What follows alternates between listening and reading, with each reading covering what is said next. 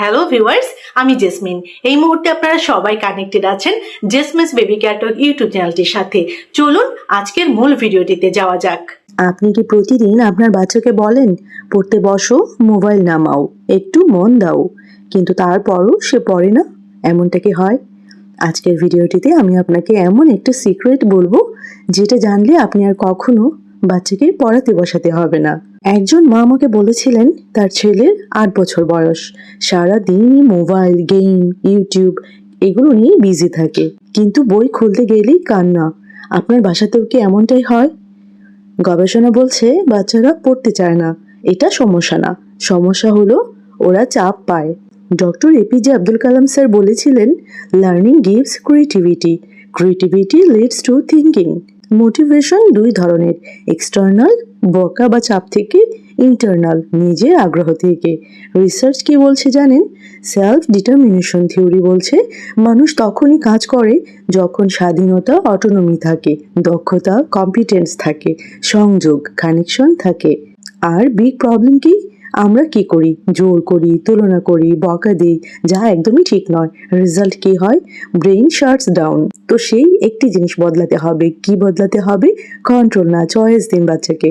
এটি পুরো ভিডিওর মূল কথা। ভুল কি জানেন? এখনই পড়তে বসো এমন করে বাচ্চাকে বলা, কমান্ড করা। আর ঠিক কি জানেন? তুমি 5টায় পড়বে নাকি 6টায় পড়বে, এরকম ভাবে অপশন দেওয়া বাচ্চাকে, চয়েস দেওয়া। ব্রেইন ভাবে আমি সিদ্ধান্ত নিচ্ছি। যখন চয়েস দেওয়া হয় বাচ্চাকে, ডোপামিন রিলিজ হয়, ইন্টারেস্ট বাড়ে, রেজিস্ট্যান্স কমে।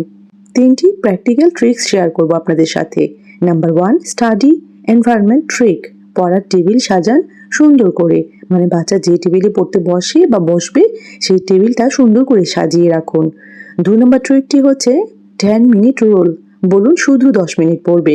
3 নম্বর ট্রিকটি হচ্ছে গেমিনিফিকেশন, পড়াকে গেম বানান। একটা পাওয়ারফুল স্টোরি শেয়ার করি আপনাদের সাথে। এক ছেলে পড়তে চাইতো না, মা শুধু একটা জিনিস বদলালো, তুমি কি শিখতে চাও এই অপশনটি, চয়েসটা বাচ্চাকে দিল। 6 মাস পরে সে নিজে পড়া শুরু করলো। আমরা বাবা মায়েরা অনেক সময় একটি ভুল করে থাকি, যেমন ওকে অন্যদের সাথে তুলনা করা, শুধু রেজাল্ট নিয়ে কথা বলা, আর কি করা? শুধু বকাবকি করা। এগুলো ব্রেনকে ব্লক করে।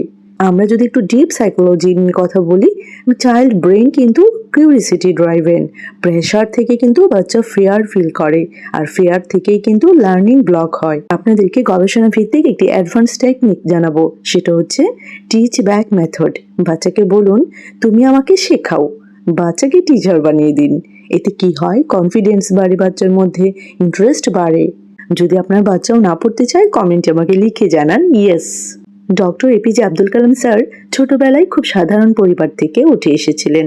তাকে কিন্তু কেউ জোর করে পড়ায়নি, তিনি নিজেই শিখতে ভালোবাসতেন। ফাইনাল মেসেজ যদি আমি আপনাদেরকে দিই, আমি আপনাদেরকে বলবো আপনার বাচ্চা খারাপ না, শুধু তার শেখার পদ্ধতি ভুল হচ্ছে। আজ থেকেই বকা বন্ধ করুন, চাপ বন্ধ করুন, চিৎকার, শাউটিং, মারধর এগুলো বন্ধ করুন। শুধু একটা জিনিস শুরু করুন, চয়েস দিন বাচ্চাকে। এই ভিডিওটি যদি আপনাদের কাছে ভালো লাগে তাহলে অবশ্যই লাইক, শেয়ার করুন আর কমেন্টে লিখুন চেঞ্জ। এমন গবেষণা ভিত্তিক প্যারেন্টিং কন্টেন্ট পেতে, baby care related, child development related অনেক গুরুত্বপূর্ণ ইনফরমেটিভ ভিডিওস পেতে চ্যানেলটির সাথে কানেক্টেড থাকুন, চ্যানেলটি সাবস্ক্রাইব করে রাখুন, পাশে থাকা বেল আইকনটিতে ক্লিক করে রাখুন। তাহলে পরবর্তীতে যখনই আমি ভিডিও আপলোড করব সবার প্রথমে আপনি নোটিফিকেশন পেয়ে যাবেন। সবাইকে অসংখ্য ধন্যবাদ জানাচ্ছি যারা শেষ পর্যন্ত ভিডিওটি দেখেছেন। সবাই ভালো থাকবেন, বাচ্চাদেরকে ভালো রাখবেন। আল্লাহ হাফিজ।